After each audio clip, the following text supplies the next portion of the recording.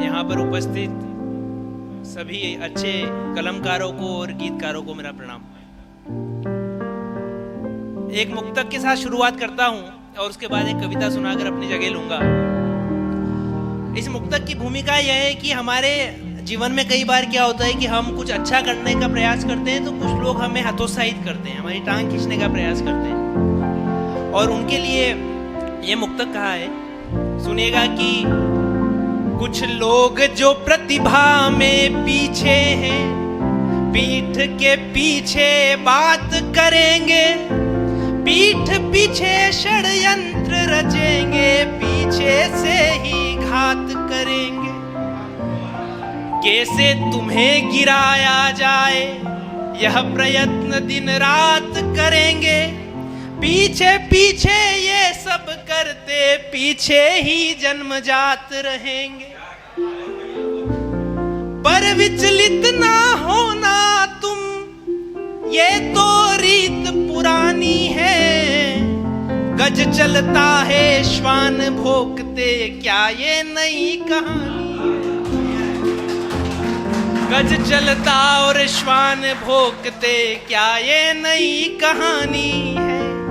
बहुत बहुत धन्यवाद। एक कविता आप लोगों को मैं सुनाता हूँ। इस कविता का शीर्षक है किसान कथा।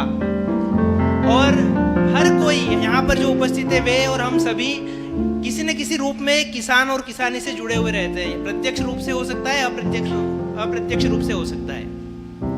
और किसानों के संघर्ष का वर्णन इस कविता में है। आप लोगों का समर्थन मिले मैं प्रारंभ करता हूँ। जो सबकी भूख मिटाता है, मैं उसको शीश नवाता हूँ। जो सबका अन्नदाता है, उसकी कथा सुनाता हूँ। पहली बारिश का इंतजार, जून जुलाई का समय होता है जब किसान पहली बारिश का इंतजार करता है, तब से शुरू करता हूँ। पहली बारिश का इंतजार, बीज बोने को वो है तैयार। कब पहली बारिश आएगी, मन में करता है यह विचार। जब पहली बारिश आए तो खूब प्रसन्न वो होता है। उत्साह उमंग आशाओं से खेतों में बीज वो बोता है। फिर कुछ दिन बारिश ना आए तो मन में वो घबराए।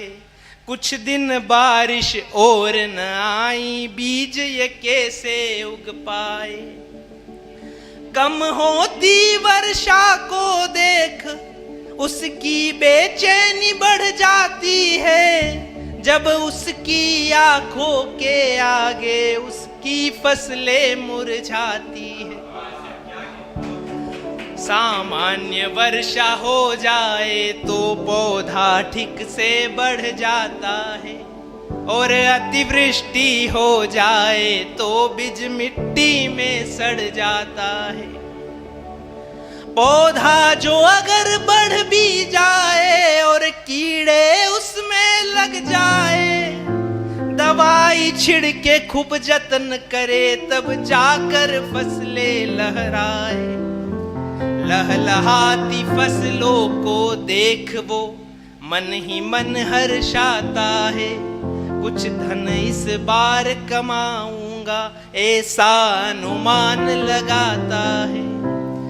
फसल काटने जो लगता और आने लगती जो फुहार, 3 महीनों की मेहनत एक दिन में हो जाए बेकार। सारी मेहनत पूरी किस्मत, सब कुछ भगवान भरोसे है। सारी मेहनत पूरी किस्मत, सब कुछ भगवान भरोसे है। सारी फसलें बर्बाद हुई वो अपनी किस्मत को से है। ये बात खरीब की फसल की है, रबी की कथा तो बाकी है। कितना कठिन जीवन किसान का, यह बस उसकी झांकी है। रबी में वर्षा का डर कम, पर शीत लहर की पीर तो है। भयावह ठंडी रातों में सिंचाई की चिंता सिर तो है।